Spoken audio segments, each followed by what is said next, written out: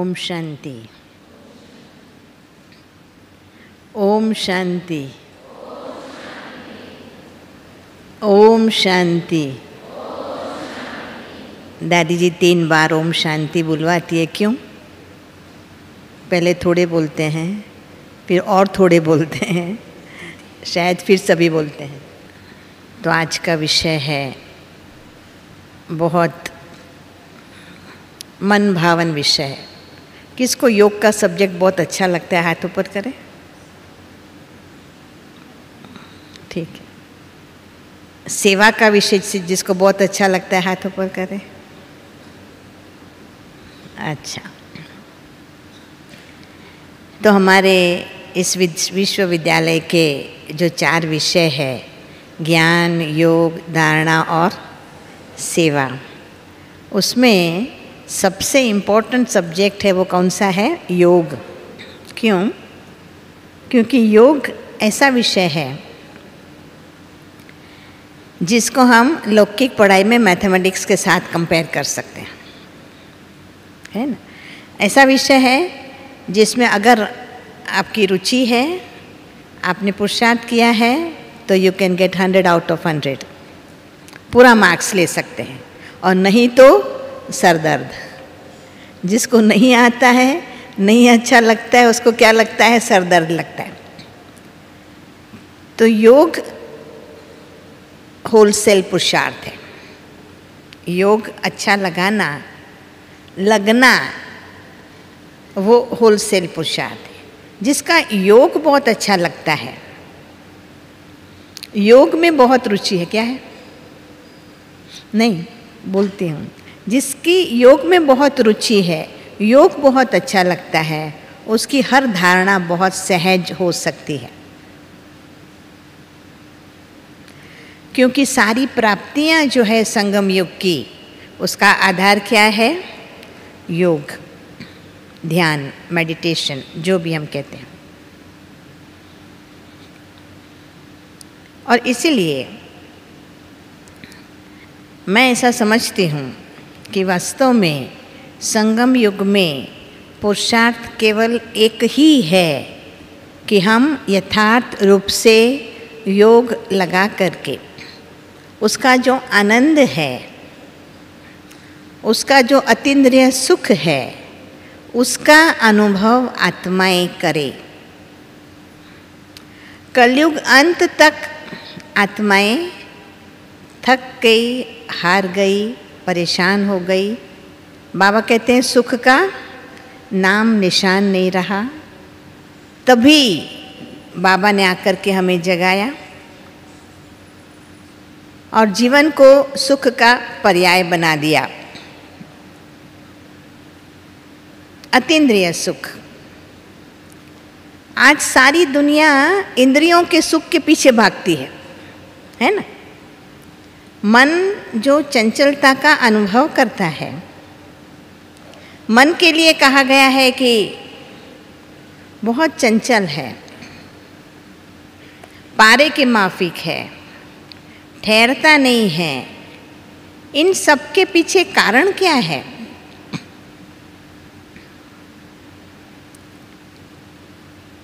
इन सब के पीछे जो कारण है वो है इंद्रियों के सुख के पीछे, भौतिक सुख के पीछे मन भागता है। बहुत करके लोगों के मन में ये बैठा हुआ है कि सुख की व्याख्या क्या है। लोग समझते हैं कि शायद बहुत धन होना सुख की निशानी है, अच्छा घर होना, अच्छे अच्छे कपड़े पहनना, अच्छी अच्छी गाड़ियों में घूमना फिरना, वो सुख की निशानी है। और इसलिए इसी सुख के पीछे अपने जीवन का समय और शक्ति दोनों का उपयोग करते हैं।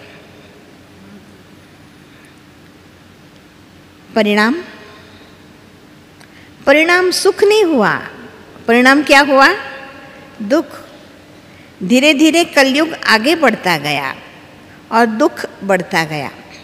और आपने सुना होगा बाबा की मुरली में कि बाबा कहते हैं अभी तो दुख के पहाड़ गिरेंगे। कारण क्या? आत्माएं तमो प्रधान बन गई है।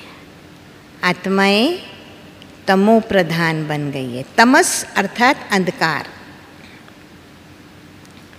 इतने जबरदस्त उजाले में बाबा कहते हैं अंतर मन का अंधकार है, अज्ञान का अंधकार है, अज्ञान का अंधकार है। आप में से कई लोग योग शिविर कराते होंगे, लेसन कराते होंगे, सेंटर में सेवाएं देते होंगे।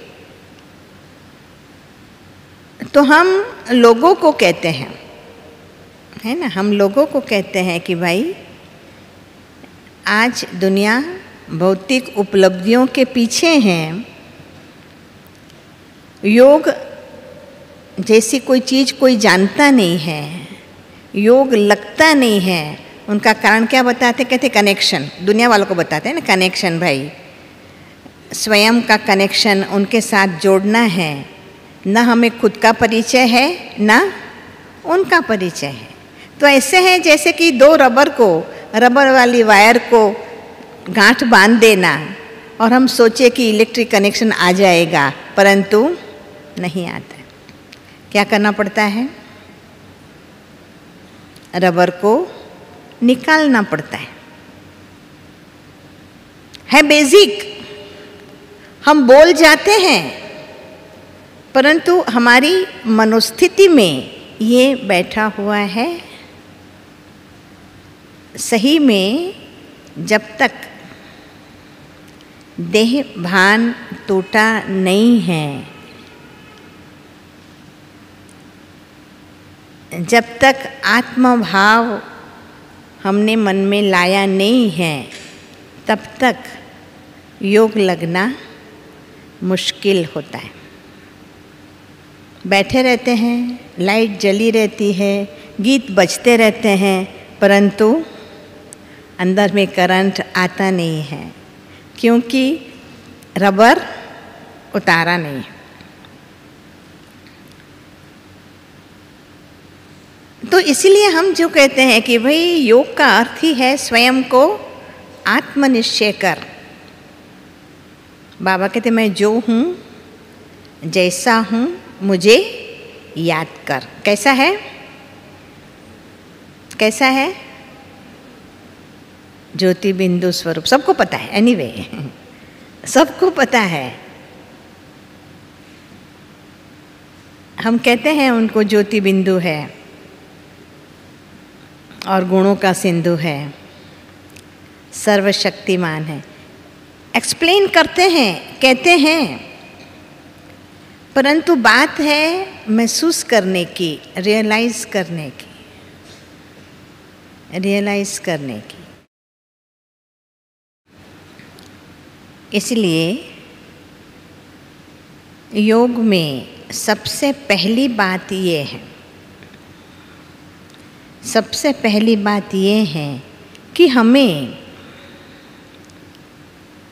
आत्मा अनुभूति के नज़दीक जाना पड़ेगा। अनुभूति की बात दूर रही, पर उसको समझना होगा कि क्या वो महत्वपूर्ण है। स्वयं को आत्मा समझना महत्वपूर्ण है, इम्पोर्टेंट है। क्या कहेंगे? बाकी ब्रह्मा कुमारी समझो बने, वाइट कपड़े पहने, अच्छे खा पी करके मौज कर सकते हैं, सेंटर में सब कुछ कर सकते हैं, पर क्या आत्माभिमानी बनना महत्वपूर्ण है? क्या कहेंगे? जिसको लगता है बहुत महत्वपूर्ण है हाथ ऊपर करे। आत्मा का महत्व है ना। हम कहते हैं इस जीवन में महत्व आत्मा का है, बाकी शरीर तो क्या कहते हैं 5 तत्वों का बना हुआ नाशवंत है। क्या कहते हैं? शरीर तो 5 तत्वों का बना हुआ नाशवंत है, परंतु हमारा पूरा समय कौन ले लेता है? शरीर ले लेता।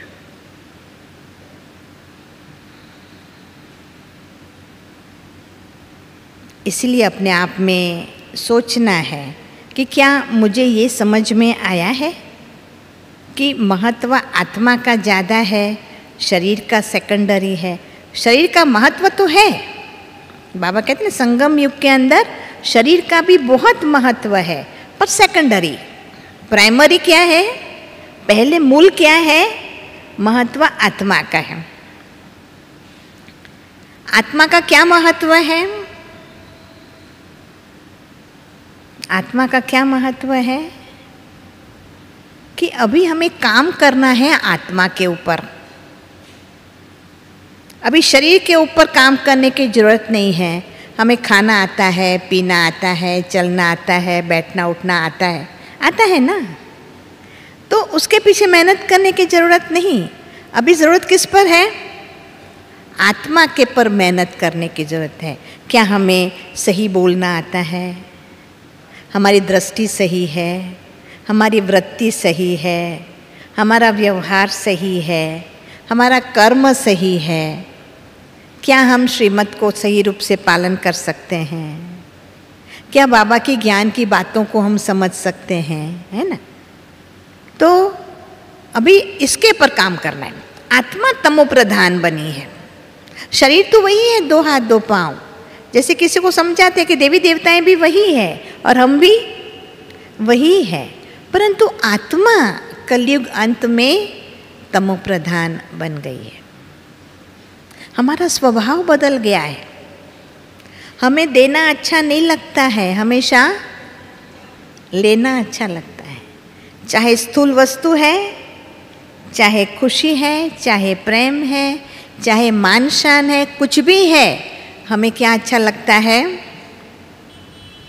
लेना अच्छा लगता है, देना अच्छा नहीं लगता है। ये स्वभाव बन गया है। छोटी छोटी बातों में हमें गुस्सा आता है, छोटी छोटी बातों में मन खराब हो जाता है, मूड ऑफ हो जाता है, कहीं ना कहीं अटैचमेंट हो जाता है। ये वस्तु के बिगर मुझे नहीं चलेगा, ये व्यक्ति के बिगर मुझे नहीं चलेगा। आत्मा तमो प्रधान बन गई है। डिपेंडेंसी तमो प्रधानता की निशानी है। डिपेंडेंसी कमजोरी की निशानी है ना। जब बूढ़े हो जाते हैं, बहुत कमज़ोर हो जाते हैं, तो क्या होता है, लकड़ी का आधार लेना पड़ता है। तो देह भान की हर वस्तु आत्मा के लिए अभी जैसे आधारित पना है, क्योंकि तमो प्रधान बन चुके हैं। इसलिए हमें अभी जो काम करना है, पुरुषार्थ करना है, मेहनत करना है, वो कौन सा है, तमो प्रधान से सतो प्रधान बनना है, सात्विक बनना है। स्वाभाविक रूप से हमारा स्वभाव ऐसा बन जाए, शांति प्रिय, पवित्र, सात्विक, हेल्पिंग, जो भी कहो, है ना। जिसको बाबा ने हमें एम दे दिया है बोर्ड पर, कहाँ पहुँचना है, मंजिल क्या कहा है, सर्वगुण संपन्न और 16 कला संपूर्ण, संपूर्ण निर्विकारी, मर्यादा पुरुषोत्तम और अहिंसा परमो धर्म। एक एक बात के ऊपर आप चिंतन करके एक एक बात को धारण करने के लिए चिंतन कर सकते हैं। इसलिए योग का फर्स्ट स्टेप है चिंतन, जिसको बाबा कहते हैं विचार सागर मंथन। मंथन कहाँ है ना, मथना। क्या मथना, दही नहीं, विचार। बाबा कहते विचार सागर मंथन। विचार सागर मंथन ज्ञान को महीन बनाता है, महीन बनाता है। जैसे खाने में हम कच्चे गेहूं नहीं खा सकते, क्या करते हैं, पीसते हैं, है ना। एकदम महीन आटा बनाते हैं, उसका फिर आटा गूंद करके रोटी बनाते हैं, तब वो डाइजेस्टेबल पैलेटेबल बनता है और उससे शक्ति आती है, ताकत आती है। उसी प्रकार बाबा जो हमें ज्ञान सुनाते हैं, उस ज्ञान की गहराई में जाना, चिंतन करना, ये हमारा योग का पहला स्टेप है, जिसको कहते हैं विचार सागर मंथन। कई बार बाबा मुरली में कहते हैं जिसको करना आता हो वो करे। इसका अर्थ क्या हुआ? बहुतों को नहीं आता है, बहुतों को विचार सागर मंथन करना नहीं आता है, इसलिए योग में मज़ा नहीं आता है, योग में आनंद नहीं आता है। तो इसलिए आप ये बात अपने मन में नक्की कर लीजिए कि आप जब कभी भी योग में बैठते हैं तो शांत नहीं बैठने का। कईयों को लगता है कि हम जब योग में बैठे एकदम शांत बैठ जाए, शांत तो होते नहीं हैं। फिर बैठने के बाद लगता है कि शायद जरा आंखें बंद करके बैठे तो ज़्यादा शांति लगेगी, बैठ जाते हैं और फिर क्या होता है वो आपको पता है, वो आपको पता है, थक जाते हैं, तो मज़ा नहीं आता है, आनंद नहीं आता है। तो कभी भी बैठे मत रहिए। जब आप योग में बैठते हैं तो अवश्य विचार सागर मंथन, चिंतन का विषय लेकर के चिंतन करना है। सबसे पहला विषय जो बाबा ने हमें दिया है आत्मा के ऊपर, कि मैं आत्मा हूँ। सबसे पहला फर्स्ट लेसन क्या है? मैं आत्मा हूँ।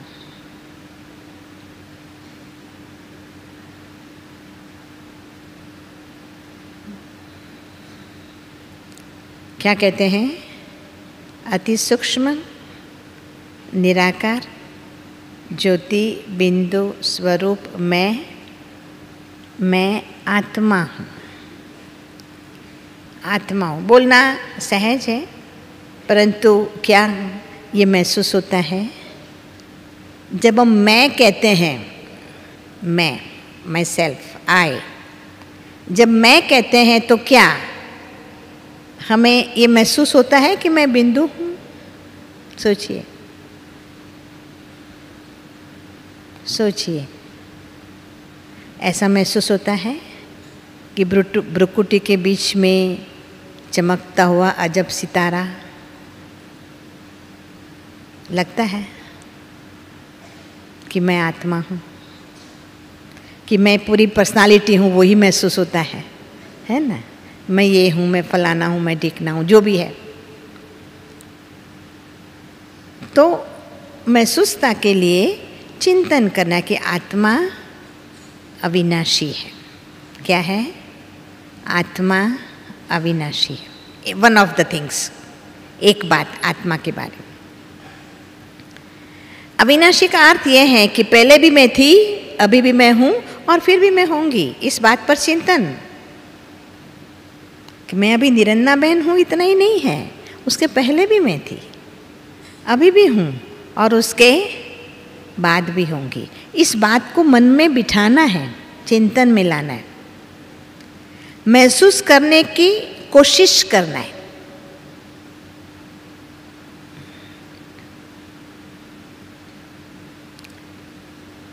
इस बात का शास्त्रों में भी वर्णन किया गया है कि आत्मा कभी भी मरती नहीं है। आत्मा को तलवार काट नहीं सकती। आप समझाते होंगे लोगों को, है ना?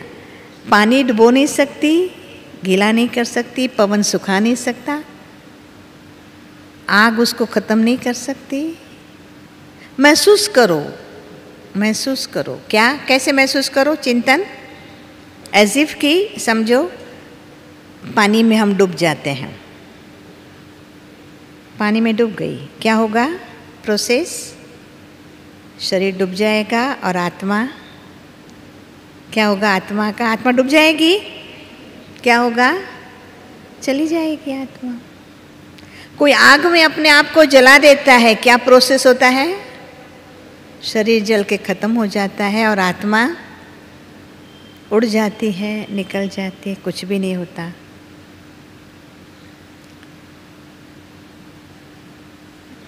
कितनी भी ठंडी हो, कितनी भी हवा लगे, चाहे तो एक तरफ तो बाबा आत्मा को कहते हैं कि आत्मा फास्टेस्ट रॉकेट के मिसाइल है ना, सेकंड में कहाँ से कहाँ पहुँच जाए।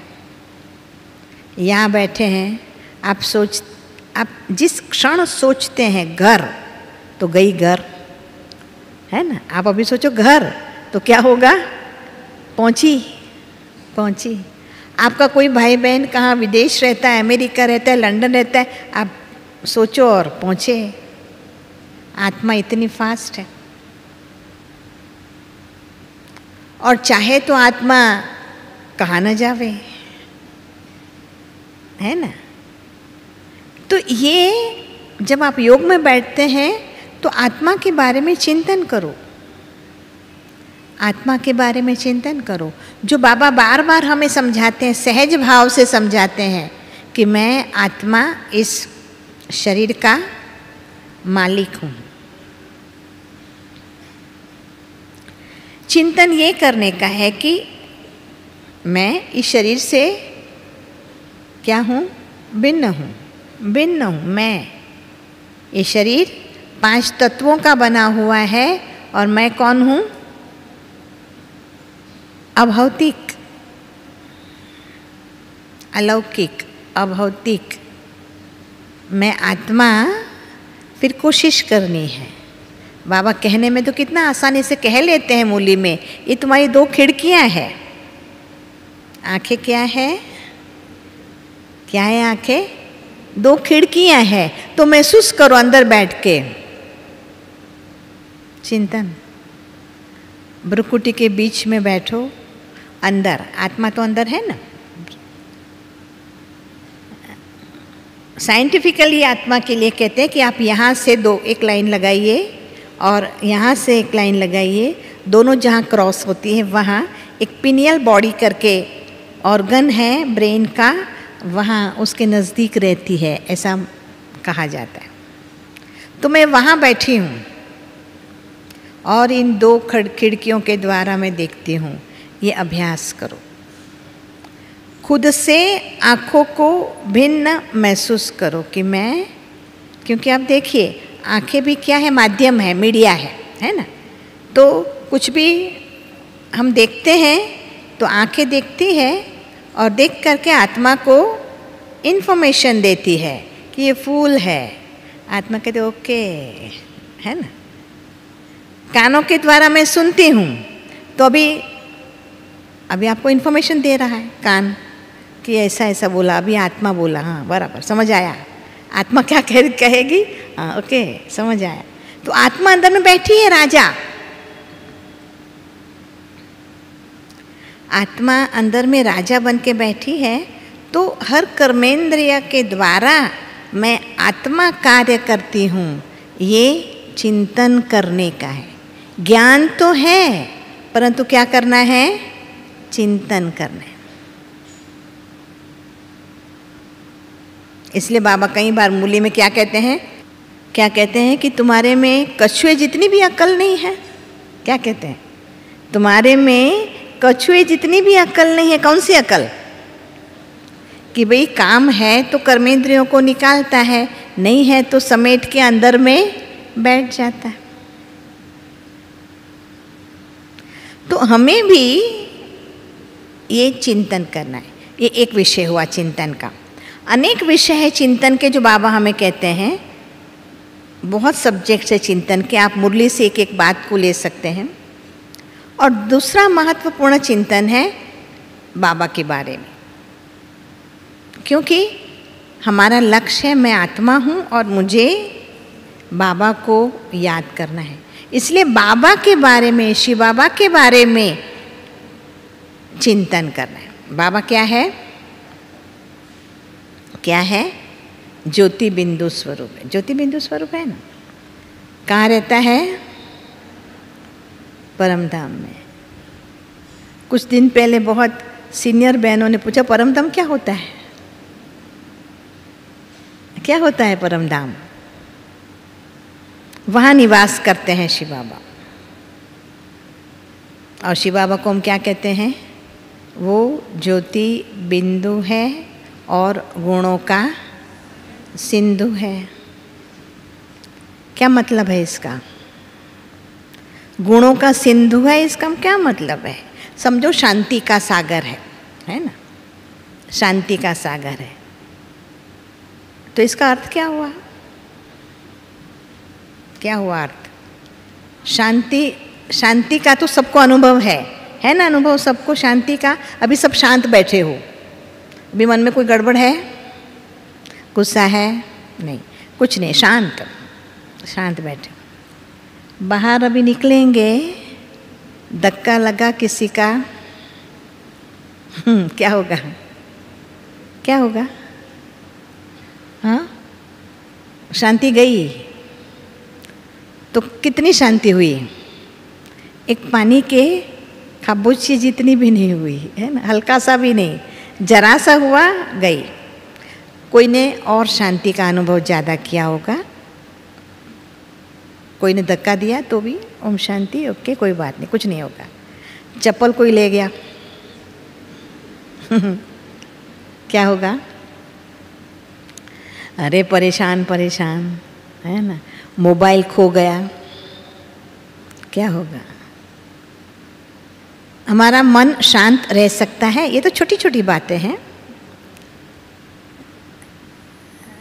कोई हमारे साथ झगड़ा करता है, मन शांत रहेगा? एक बार झगड़ा किया, सहन कर लिया, शांत रहे, क्योंकि अभ्यासी है, योगी है भाई, ठीक है। 2 बार किया, 3 बार किया, 4 बार किया, कोई रोज करता है, क्या कहेंगे हम? कब तक सहन करेंगे? कब तक शांत रहेंगे, है ना? तो हम शांति के थोड़े थोड़े अभ्यासी बनते जाते हैं, जबकि शिव बाबा क्या है? शांति का सागर है, अनलिमिटेड पीसफुल माइंड।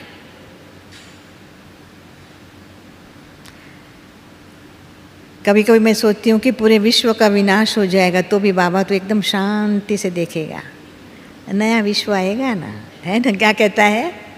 नया विश्व आएगा ना। शांति का सागर। तो ये चिंतन करो कि सागर का अर्थ क्या? प्यार का सागर जो अमाप, खुटता नहीं है। प्यार सब बच्चों पर बाबा को क्या है? बेहद प्यार है। बेहद का अर्थ क्या है? क्या कहा बाबा ने? इसलिए बच्चे तुम जैसे हो वैसे मेरे हो। क्या कहा? तुम जैसे हो वैसे मेरे हो। मुझे याद है कि एक बार हम लोग शुरू में ज्ञान में आए हुए थे, और तब तो बाबा को बहुत नज़दीक से यहाँ मिलते थे, है ना। तो हम बैठे हुए थे, कुछ बात ऐसी हो गई किसी की, तो दादी जी, बड़े दादी प्रकाशमणि दादी जी बाबा से कुछ कह रहे थे कि बाबा ऐसा ऐसा हुआ है, ऐसा है। तो हम एकदम इंटरेस्ट से सुन रहे थे कि बाबा क्या जवाब देता है। कुछ ना कुछ तो पनिशमेंट देगा, कुछ तो करेगा। तो बाबा कहते, बच्ची गिरे हुए को गले लगाओ। अब देखो, सहज भाव से, इसको कहते प्यार का सागर। प्यार का सागर, उसको कुछ नहीं बीच में आता है, उनको पता है। जैसे मुरली में कई बार बाबा कहते कि मुझे पता है आत्मा थकी हुई है, परेशान है, थकी हुई है, अब उसको ही मुझे परिवर्तन करना है।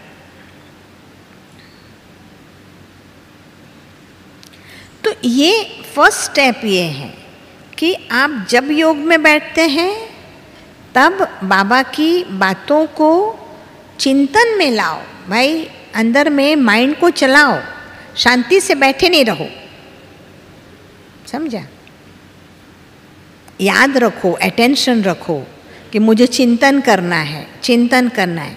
विचार सागर मंथन करना है। और आप जितना ज्ञान की बातों का चिंतन करेंगे ना, खुद चिंतन करेंगे, उतना बातें समझ में आएगी।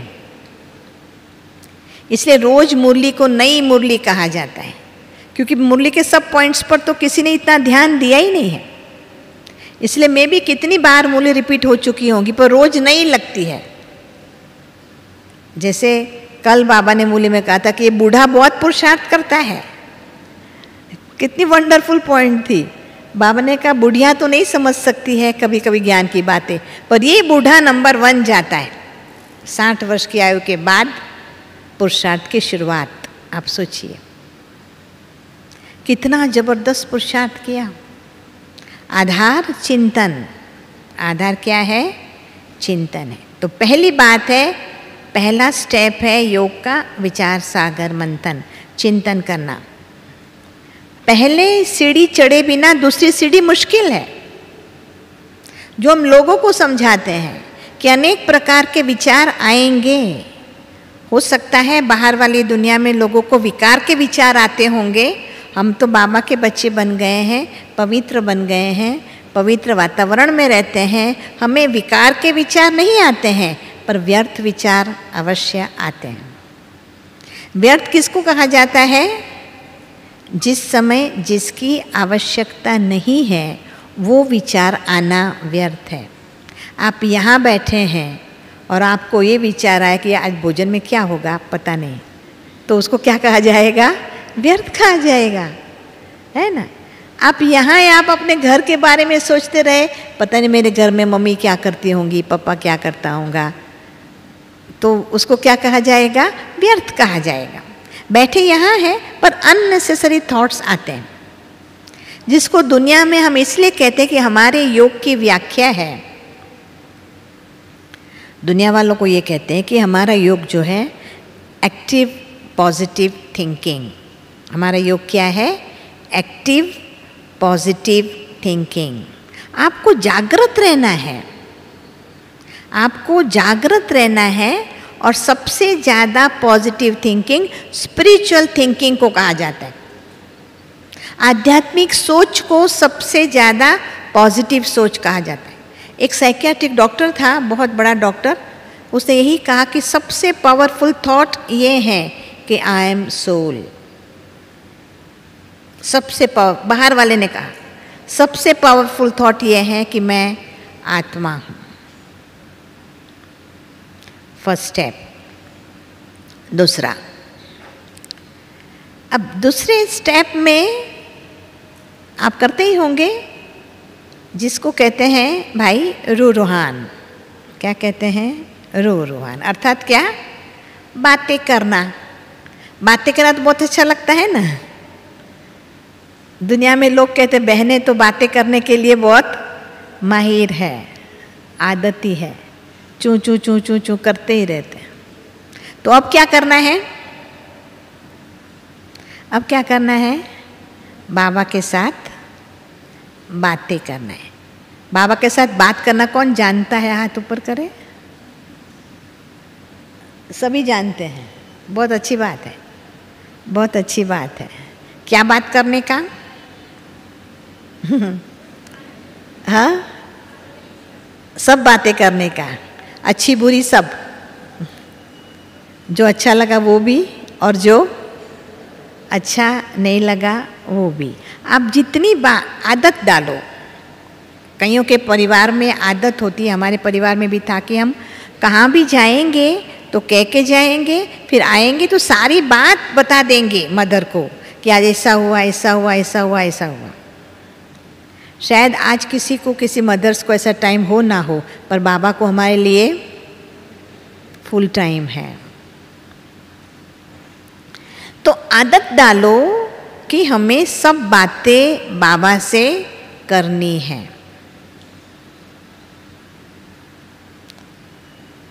जवाब मिलेगा। एक हंसी की बात सुनाती हूँ। एक बार एक भाई ने अपना अनुभव बताया रूहान का। साउथ का एक भाई था, कहता है कि और फिर भी करके बहुत ईयर हो गए होंगे ज्ञान में, पर सबको लगता है हम लास्ट में आए हैं। अभी तो ऐसा ही लगेगा ना साकार के बाद। तो कहता है कि मैं बाबा से बहुत झगड़ा करता था, रोता था बैठ बैठ के कि तुमने मुझे इतना देरी से क्यों अपना बनाया, आखिर तुमने मुझे पहले क्यों नहीं अपना बनाया। बस ऐसा सोच के कहते मैं बाबा के आगे जाके इतना रोता था, बात मत पूछो।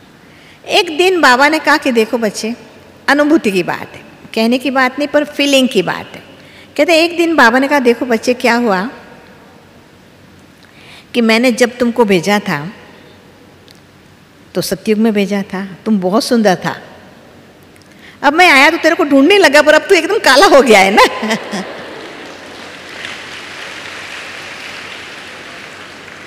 तो कहता मैं तेरे को ढूंढ नहीं पाया। तो कहते मेरे को इतनी हंसी आ गई। कहते ठीक है, मे बी आंसर कोई ऐसा लॉजिकल नहीं है, पर उनको इतना खुशी हो गई कि बाबा ने मुझे एकदम आंसर प्रॉपर दे दिया। आप देखो, तो बाबा से बात करते हैं आपको ऐसी ऐसी फीलिंग आएगी, अनुभूति होंगी कि आपको आनंद आ जाएगा, आनंद आ जाएगा। मुझे याद है कि एक बार हमने बाबा को बोला, जैसे यूजुअली बोलते हैं सब कुछ, तो प्रोग्राम था, तो मैंने बाबा को कहा बाबा आपको है ना पूरा टाइम हाजिर रहना है। हाँ, तो बाबा कहते ठीक है रहूँगा ना, उसमें क्या है। फिर क्या कहता है, तुम जब जब मेरे सामने देखेगी तब तब मैं वहाँ हाजिर होगा।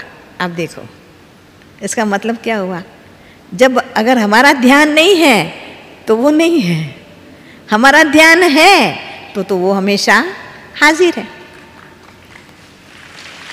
तो बाबा से अगर आप बात करेंगे तो बाबा इन एडवांस बहुत बातें आपको बता सकता है, बहुत बातें सकता है, और हमारे निश्चय में बढ़ावा होता है। जैसे हम कहते ये वही जिसका शास्त्रों में गायन है, जिनके लिए तपस्वियों ने बहुत तपस्या की है, वही परमात्मा शिव बाबा आया हुआ है, वही आया हुआ है। एक और अनुभव सुनाती हूँ अपना, कि पहले शुरू में जब हम ज्ञान में आई, 68 की बात है, जब मैं आई तो मुझे लगा कि मैं ही सबसे लास्ट हूँ, ज्ञान में आने वाली मैं सबसे लास्ट, क्योंकि बाबा ने फिर उस समय ही ये पॉइंट कहा था, लास्ट तो फास्ट और फास्ट तो फर्स्ट। तो मैंने समझा शायद मेरे लिए ही बाबा ने ये कहा है, क्योंकि मैं ही सबसे लास्ट आई हूँ। तो जब शुरू में हम योग लगाते थे, घर में बैठे योग लगाते थे, तो मैं बाबा के पास जाती थी और बाबा को कहती थी कि बाबा आपके पास तो मैं रोज़ आती हूँ, तो आप तो मुझे अच्छी तरह पहचानते हैं, क्योंकि मैं रोज़ आती हूँ, रोज़ बात करती हूँ, आप तो मुझे पहचानते हैं, पर यहाँ मधुबन में मुझे कौन पहचानेगा। हम तो नए नए थे, छोटे थे, एकदम नए नए थे, यहाँ तो मुझे कोई दादियाँ पहचानती नहीं है, कोई नहीं पहचानेगा ना।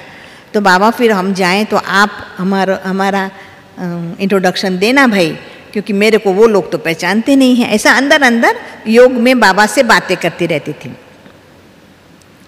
फिर हम जब यहाँ एक बार आए तो शुरू में बाबा जो आते थे वो ऊपर पांडव में हिस्ट्री हॉल में आते थे, और बाबा को भोग लगाने के समय सब क्लास वालों को बाहर भेज देते थे, खाली दादियाँ ही बाबा को भोग ऑफर करती थी।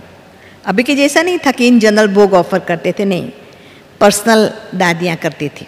हम तो बहुत छोटे थे, 18-20 साल के, 18 साल के थे, तो मन एकदम ज़बरदस्त बाबा से लगा हुआ, एकदम अंदर में कंप्लेन, और जाते नहीं थे तो वो डोर होते हैं ना, दरवाजे सब कुछ बंद कर देते थे, दरवाजे और खिड़कियां सब बंद, पैक बंद। उसके बाद अंदर में बाबा को भोग स्वीकार कराए, तो हम वो दरवाजे की तिराड़ से देखते रहते थे, क्या करता है।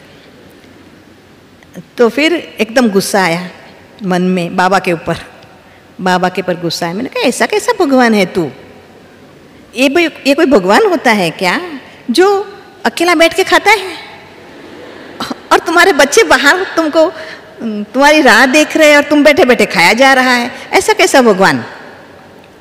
ऐसा अंदर में सोच रही थी। बाहर हम खड़े थे, इतने में एक दादी को बाबा ने भेजा, दरवाज़ा खोला, आपको बाबा अंदर बुला रहा है। हम तो एकदम शौक से खुशी से गए कि कैसा बाबा बुला रहा है, बहुत बड़ी बात है। तो गए, बाबा ने नज़दीक बुलाया। बाबा दादी को कहता है कि दादी ये मेरी बहुत अच्छी योगीन बच्ची है, रोज़ मुझे मिलने आती है। अब सोचिए, तो मेरे को तो इतना आश्चर्य लगा कि ये कैसी बात है, ये कैसी बात है, कितनी निश्चय की बात है कि वही जिनके साथ मैं योग लगाती हूँ वही साक्षात मेरे सामने आया हुआ है। दादी ने भी बहुत प्यार किया कि ये तो पहली बार हुआ। हम तो यूजुअली बाबा को सबका इंट्रोडक्शन देते हैं कि बाबा ये यहाँ से आई है, आज बाबा ने तेरा इंट्रोडक्शन दे दिया। वही बात जो मैंने कहा था बाबा को। तो ये है रूह रूहान। आप सोचिए, ये है क्या? रूह रूहान। जितना आप बाबा से बातें करते जाएंगे उतना ज्ञान आपको समझ में आता जाएगा। जितना ज्ञान समझ में आता जाएगा उतना आपका जीवन सरल होता जाएगा। सरल बातें समझ में आएगी। पहले कोई ऊपर नीचे बोलता है तो मन खराब हो जाता था। अब बाबा को कहे बाबा नहीं, अब मन खराब नहीं होता, चलता है, सहन हो जाता है, मन खराब नहीं होता है। अब किसी की ईर्ष्या नहीं आती है, पता चल गया हर एक का अपना अपना पार्ट है, समझ आ गया।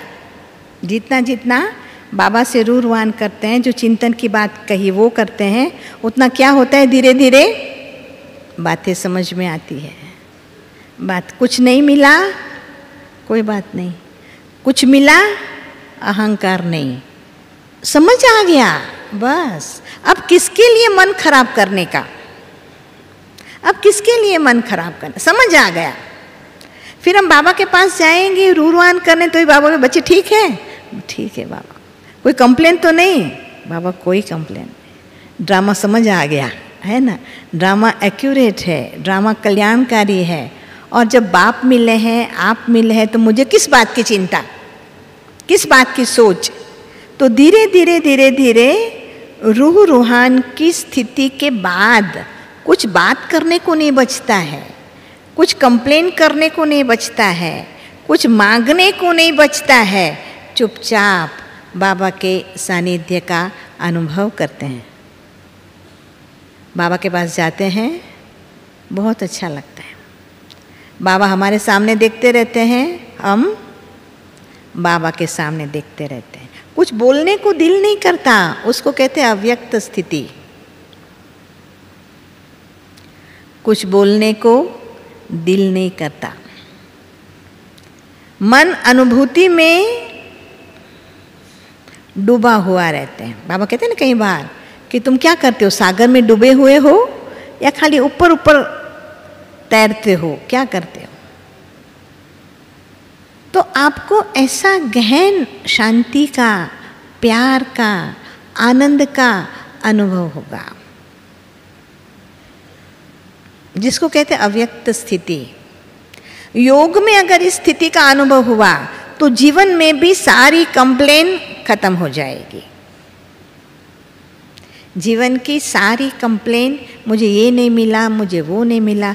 कईयों को लगता है कि हम इतना करते हैं पर हमें इतनी प्राप्ति नहीं है, और कईयों को लगता है हम कुछ नहीं करते तो इतनी प्राप्ति क्यों है ना। जिसको कहते हैं ना कि भाई हमने जितना चाहा था उससे हमें बहुत ज़्यादा मिल रहा है। हमने तो ना वो तपस्या की, जंगल में जाके एक पांव पर खड़े रहे, ना उपवास किए। उपवास किए, जिन्होंने बहुत भक्ति की है वो हाथ ऊपर करे, अच्छी बात है। बाकी तो सब क्या है, भक्ति भक्ति कोई की नहीं है ना। ऐसा समय ही नहीं आया भक्ति करने का, तो किया कुछ नहीं है और प्राप्ति इतनी ज़्यादा है, तो जीवन भरा भरा लगेगा। जीवन में खुशी खुशी रहेगी, आनंद आनंद रहेगा। बाबा कहते हैं ना कि फिर लोग पूछेंगे तुमको इतनी खुशी किस बात की है, खुशी किस बात की? खुशी अंदर से होती है, व्यक्ति छिपा नहीं सकता है ना। जीवन में आनंद है तो व्यक्ति छिपा नहीं सकता है। कितना भी कहो। एक बार की बात है कि फिर बाद में बाबा से मिलन मनाने का तरीका बदलता गया, बदलता गया, बदलता गया। पांडव भवन से नीचे आ गए, शांतिवन में आ गए। मुझे याद है कि जब पहली बार बाबा को ऊपर ओम शांति भवन में आने का था तो मन में सेट ही नहीं होता था। शुरू में तो बाबा अपने पर्सनल, जो बाबा का रूम है ना, उसमें आते थे, तो पर्सनल मिलते थे एक एक। फिर बाबा हिस्ट्री हॉल में, फिर बाबा मेडिटेशन हॉल में, और फिर ओम शांति भवन बना। तो ओम शांति भवन तो ऐसा ही है जिसमें स्टेज है और बाबा स्टेज पर बैठेगा और हम सामने बैठेंगे इतने दूर। तो हमने दादी को, दादी हम लोग तो वहाँ स्टेज पर ही बैठेंगे ना बाबा के सामने। अरे मुट्ठी, स्टेज पे थोड़ी बैठेंगी, वहीं बैठेंगी, मैं भी वहीं बैठूंगी। इतना दूर कैसे बैठेंगे, ऐसा लगता था, है ना। तो समय बदलता गया। फिर शांतिवन में आए, तब तो इतना बड़ा हॉल है, बाबा है। तो भी एक समय ऐसा था जो बाबा सबको दृष्टि देते थे। शुरू में तो बहुत किया, एक एक को मिले, परिवार को मिले, ग्रुप को मिले। बदलता गया, समय बदलता गया। समय ऐसा आ गया कि बाबा फिर कुछ लोगों को दृष्टि के लिए स्टेज पर बुलाया जाता था। कुछ लोगों को, समझो हमारा सेंटर है, इतने सेंटर है, इतनी बहनें हैं, हमें 5 रिबन मिलेगी, हम किसको देंगे? टर्न बाय टर्न देंगे, नहीं तो किसी एक को देंगे, दूसरे को खराब लगेगा, है ना। तो मैंने एक माता को बुलाया और चुपचाप उसको 1 नंबर की दरवाजे पर बोला कि ये रिबन तुमको देती हूँ, किसी को मत बताना, किसी को मत बताना। कहते नहीं बताऊंगी। पर अंदर में जो खुशी, तो जो खुशी हुई ना, जैसे वो बेचारी अपनी जगह पर बैठने गई तो बोला क्या हुआ? कुछ नहीं हुआ, कुछ नहीं। अरे क्या हुआ? कुछ नहीं हुआ। कुछ तो हुआ है, कुछ तो तेरे को हुआ ही है, तो इतनी खुश क्यों नजर आती है? तो फिर बेचारे को मजबूरी कहना पड़ा, क्या है, मेरे को रिबन मिला है ना बाबा से दृष्टि लेने का। आप देखो, खुशी छिप नहीं सकती, जीवन की खुशी भी छिप नहीं सकती, समझा। इसलिए जीवन को आनंदमय बनाओ, खुशी वाला बनाओ, आनंदमय बनाओ। जो औरों को आपकी ईर्ष्या हो कि इसको क्या मिला,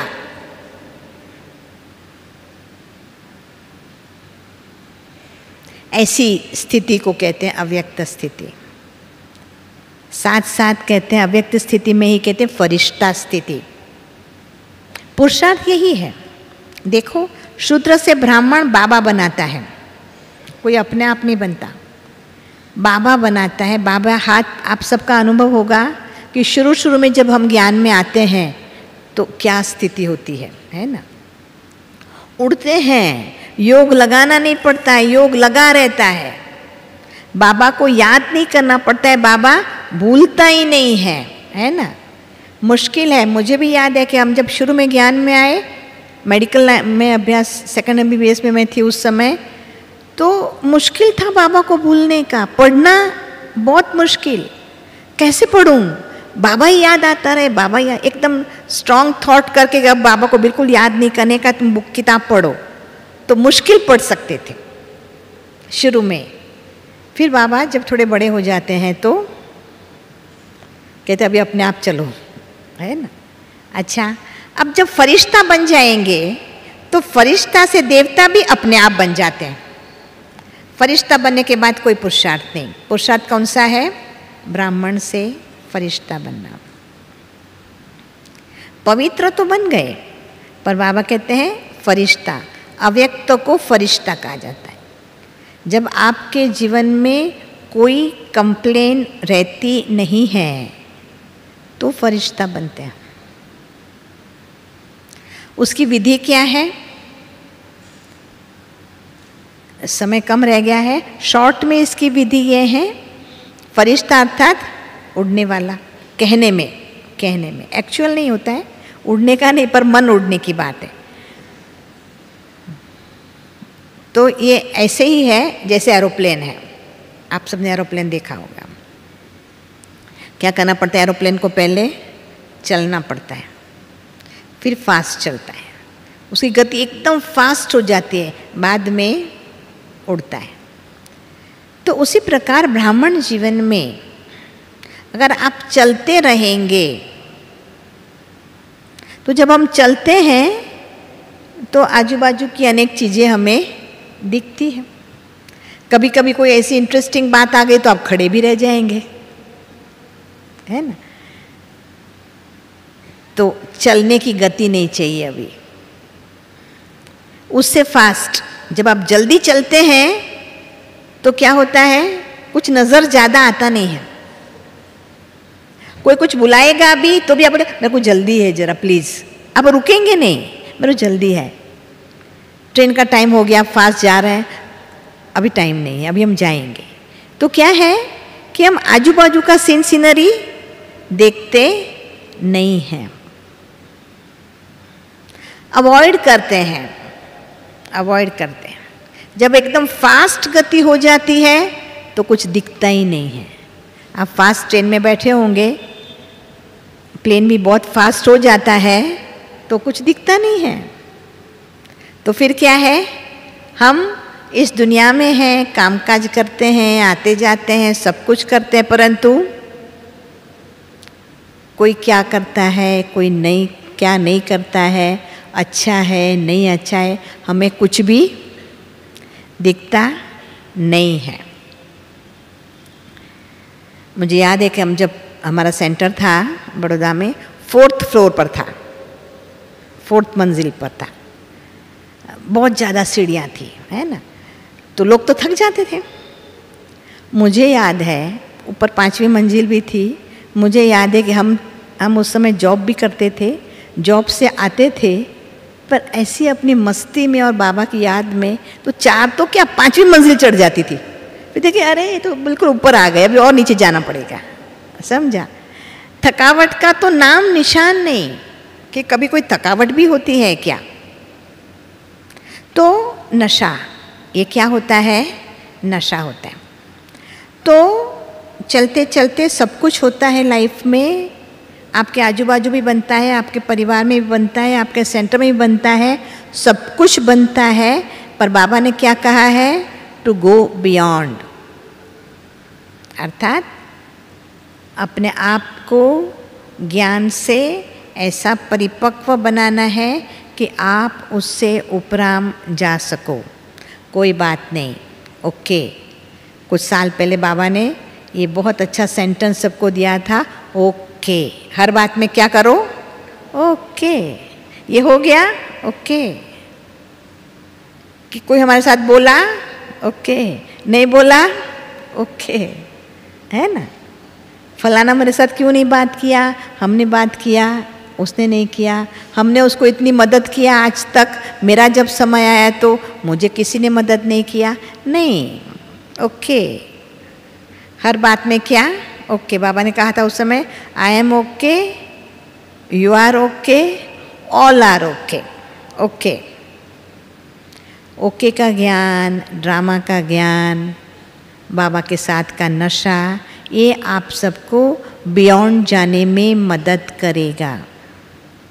कुछ भी बनता रहे, पुरुषार्थ करना है, सेवा करना है, संबंध संपर्क में आना है, सब कुछ करना है, पर मन को कभी बिगाड़ना नहीं है। मन को कभी बिगाड़ना नहीं है तो फरिश्ता स्थिति का अनुभव होगा। फरिश्ता अर्थात लाइट, बाबा कहते डबल लाइट, है ना। डबल लाइट अर्थात एक है लाइट ज्ञान की, सतत मन में ज्ञान चलता रहे, और दूसरा लाइट अर्थात हल्का, ओके, ओके। मन को कभी भारी नहीं करो, रो मत।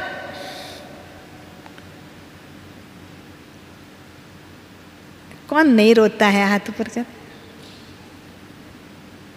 कोई है, अच्छी बात है। अब किसके पर रोना, अब किसके पर रोने जैसा कुछ रहा ही नहीं है। बाबा मिला, क्या सब कुछ मिला, बाबा मिला, सब कुछ मिला। इसलिए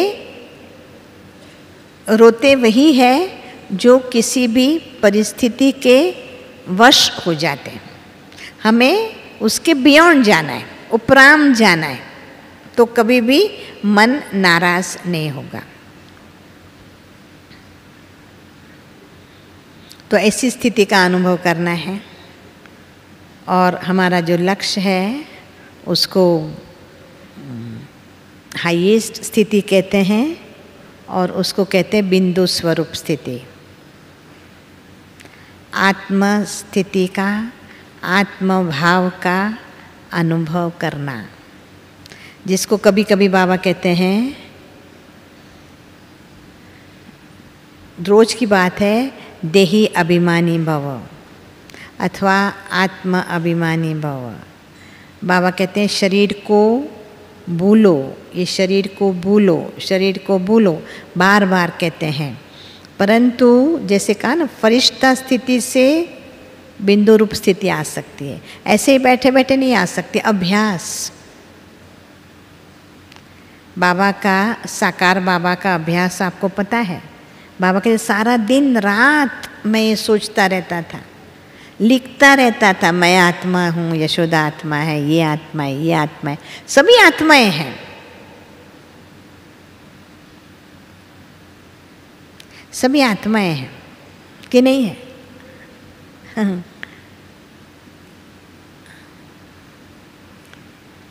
जो दिखता है वो एक्चुअल नहीं है, जो नहीं दिखता है वो एक्चुअल है ना।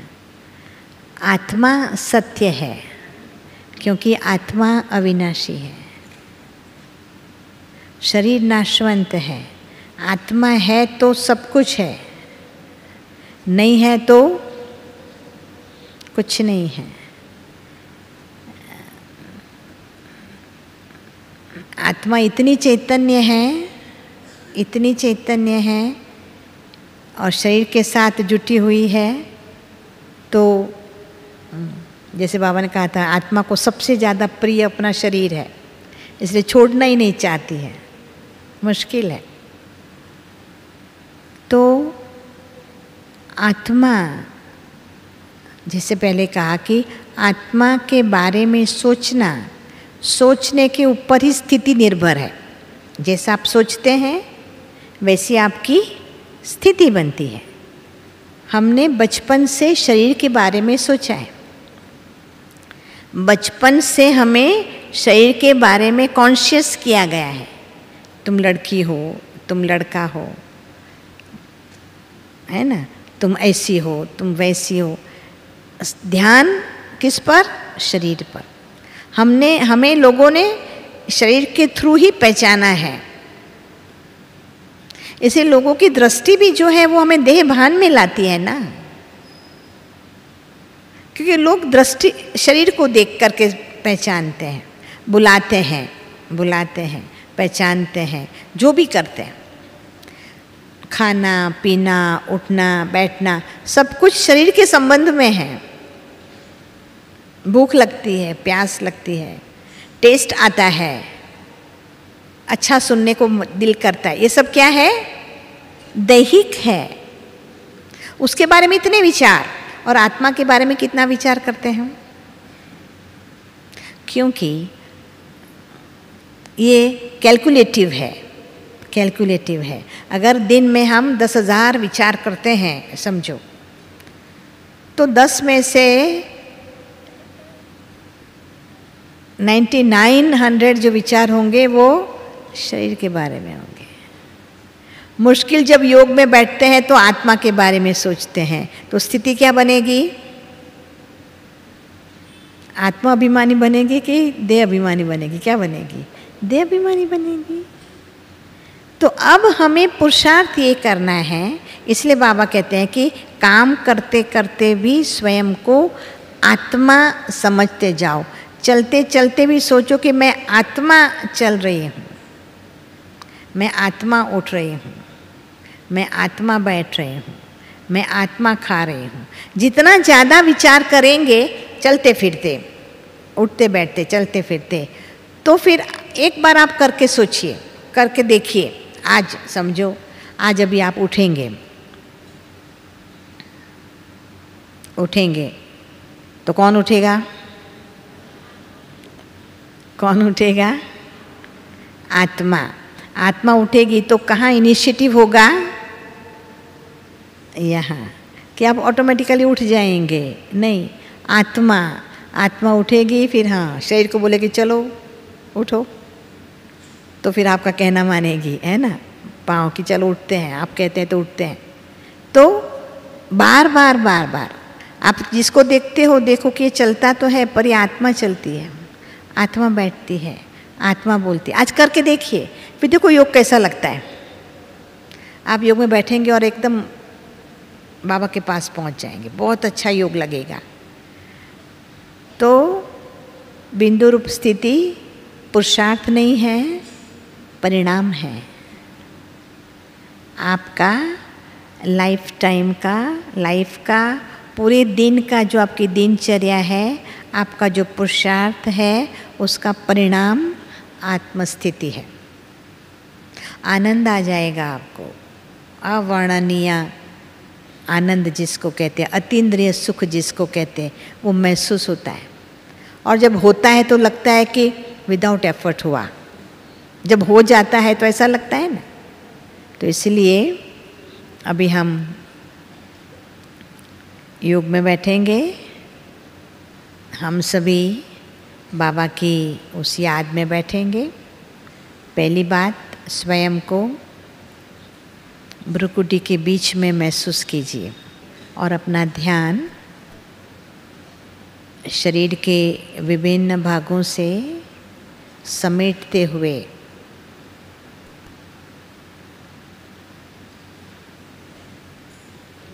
भ्रुकुटी के मध्य में केंद्रित कीजिए।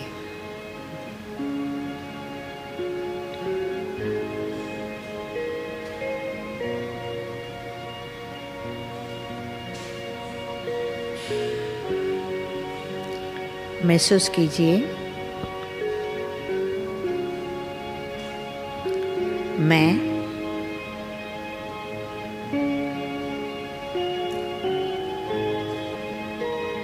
ज्योति बिंदु स्वरूप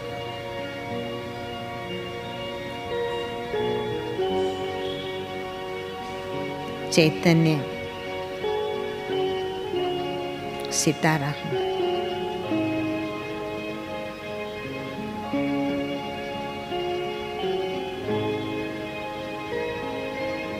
मैं आत्मा अविनाशी हूँ।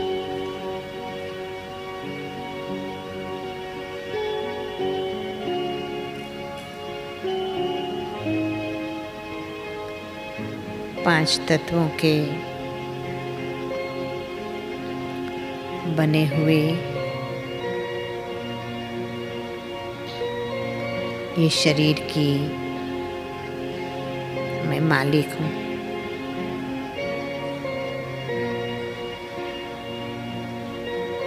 ये शरीर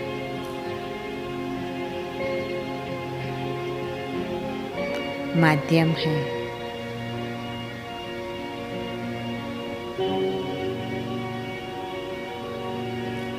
इस दुनिया को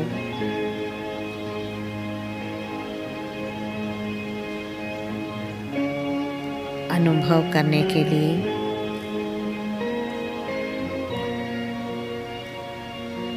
इस कर्म क्षेत्र पर पाठ बजाने के लिए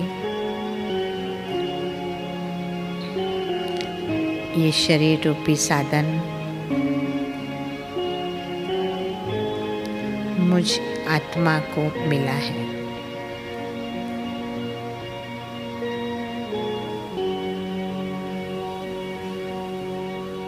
मैं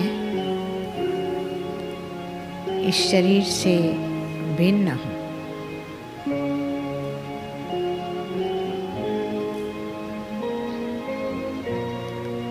चैतन्य हूँ।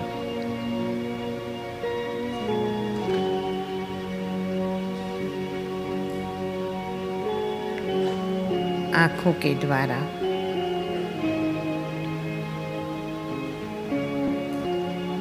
देखने वाली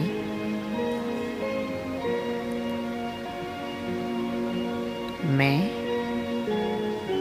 चैतन्य शक्ति आत्मा हूँ।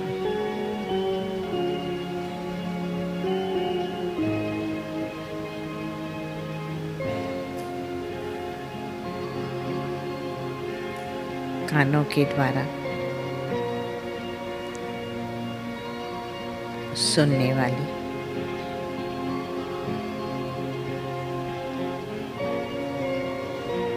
मैं आत्मा हूँ।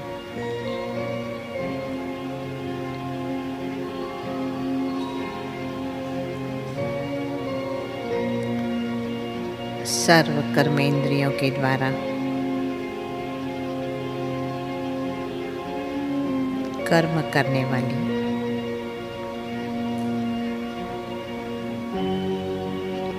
मैं चैतन्य शक्ति आत्मा हूँ।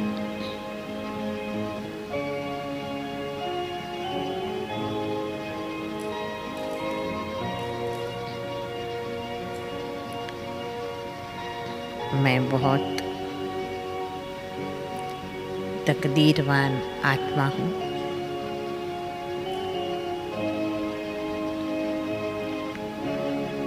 इस जन्म में मुझे स्वयं भगवान मिले हैं।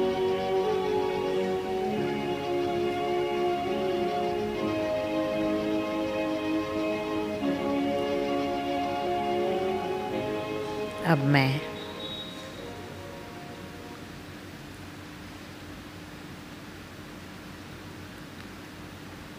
मन और बुद्धि के साथ इस शरीर से उपराम होकर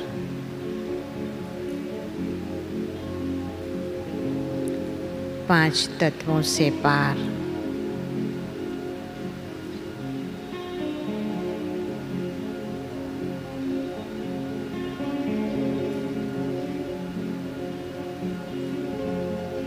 अपने बिंदु स्वरूप में मैं चैतन्य बिंदु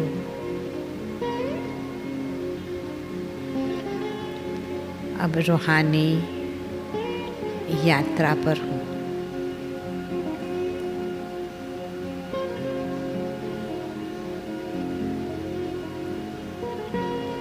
बादलों को पार करते हुए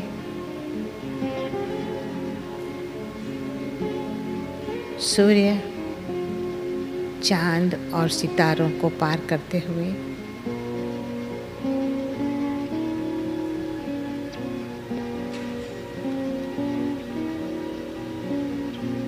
मैं अपने वतन की ओर जा रहा हूँ।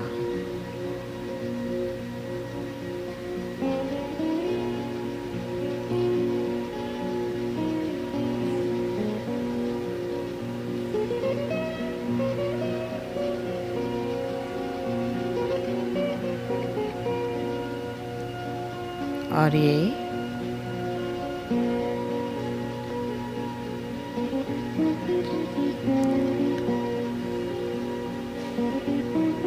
मेरा घर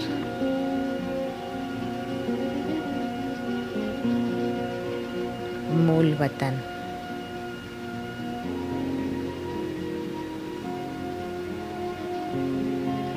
शांति धाम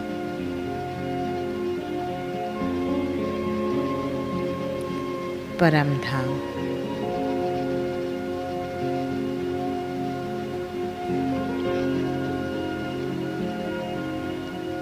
स्वयं प्रकाशित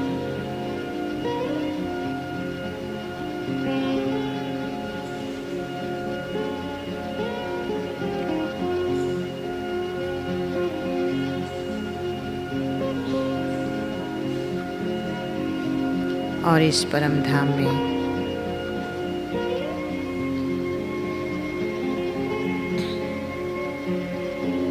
मैं अपने मन के सामने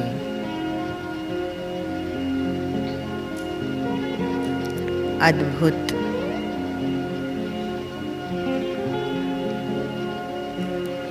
चैतन्य सितारे को देख रही हूँ।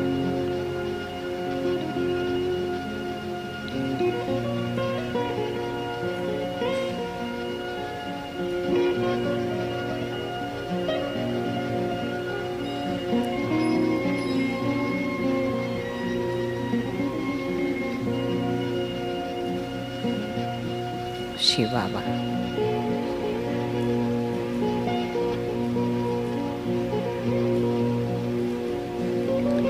प्यार की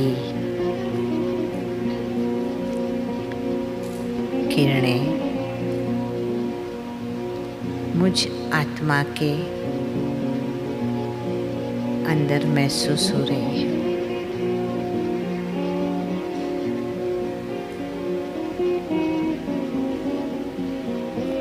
अद्भुत, अलौकिक, गहन प्यार का अनुभव हो रहा है।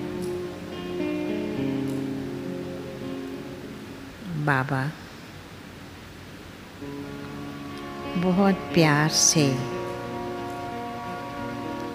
मुझ आत्मा की ओर देख रहे हैं।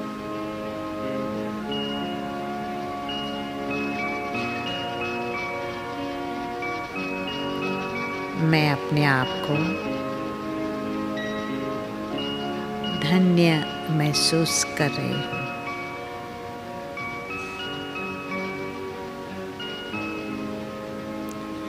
भाग्यवान महसूस कर रही हूँ।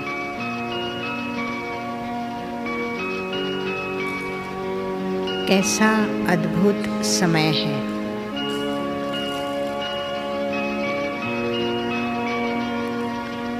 सोच रही हूँ, बाबा आपने मुझ आत्मा में क्या देखा?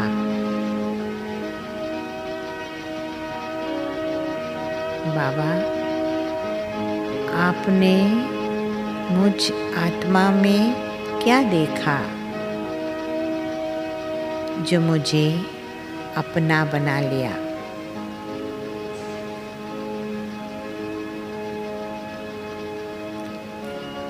बाबा मुस्कुरा रहे हैं।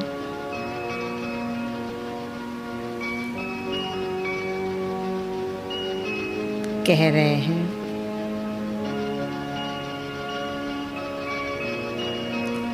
तुम कल्प पहले वाली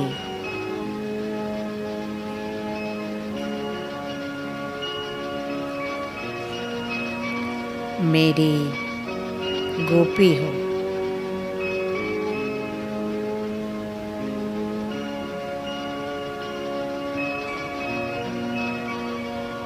तुमने ही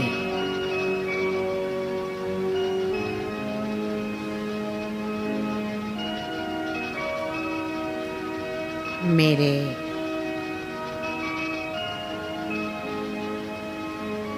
विश्व परिवर्तन के कार्य में मुझे मदद किया था।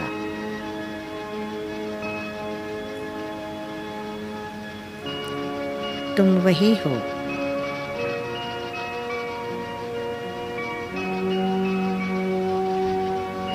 जिनका भक्त गायन करते हैं।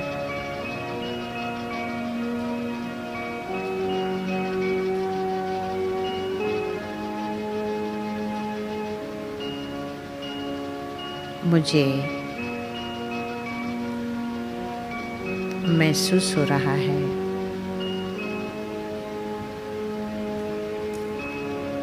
मेरे जीवन के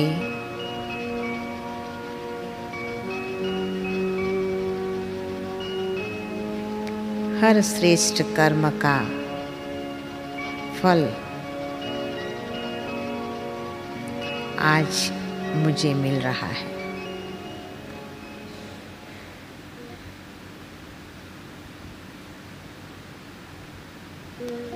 विश्व नियंता सर्वशक्तिमान,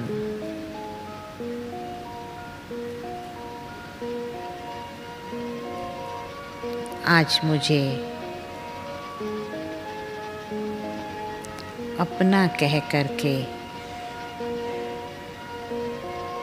असीम प्यार कर रहा है।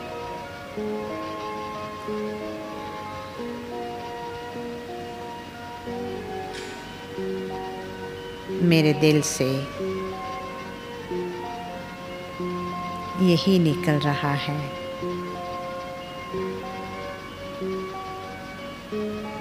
बाबा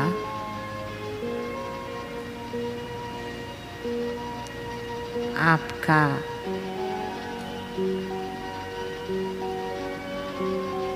बहुत बहुत शुक्रिया है। मैं अपने आप को बहुत भाग्यवान महसूस कर रही हूँ। बाबा, अंदर में ये संकल्प आ रहा है कि मेरा सब कुछ बाबा, मेरा सब कुछ आपका है। पूर्ण रूप से आपका मेरे पर अधिकार है। बाबा, मैं अपनी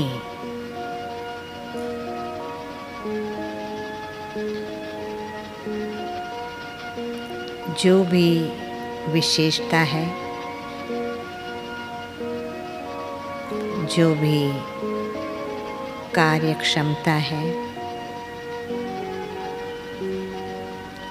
आपको अर्पण करती हूँ।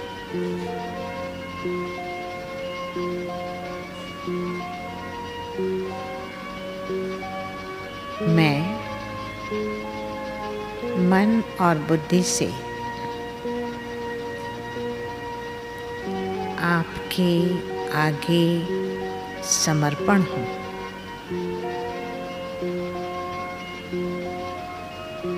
बाबा, आप जो कहेंगे,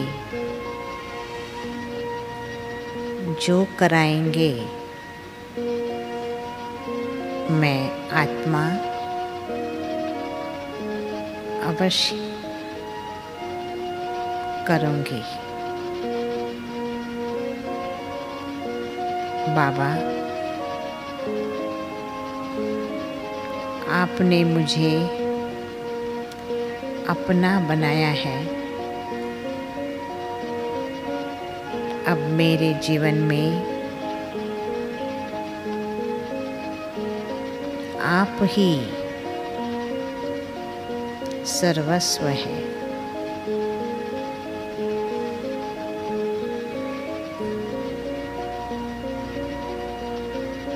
महसूस हो रहा है बाबा, आप ही मेरे सर्व संबंधी हो।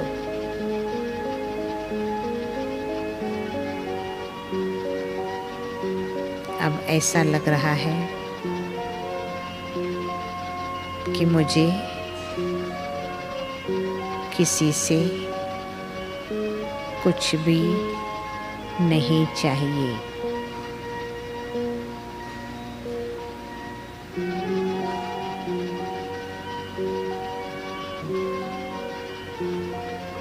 मैं अपने जीवन से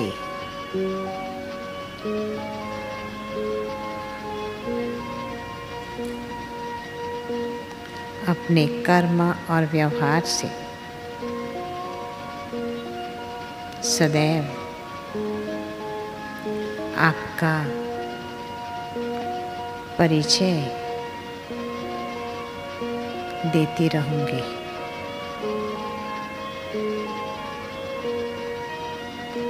अब मुझ आत्मा को ये महसूस हो रहा है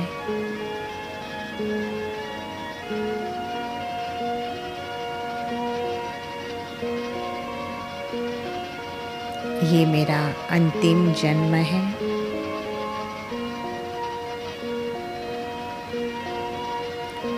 नाटक पूरा हो रहा है।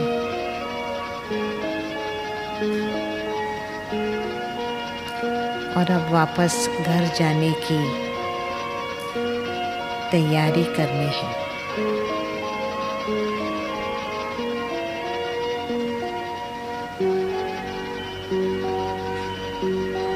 इस संकल्प को लिए हुए बाबा के प्यार को, अपनेपन की महसूसता को साथ में लिए हुए भरपूर होकर के मैं आत्मा फिर से कर्म क्षेत्र की ओर आ रही हूँ।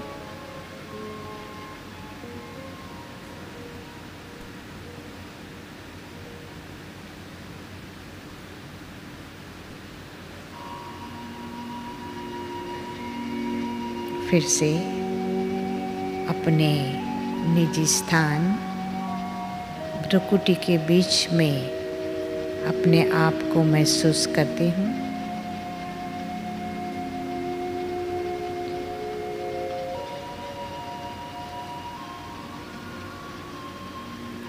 अब मैं इसी अनुभव को चारों ओर फैलाते हुए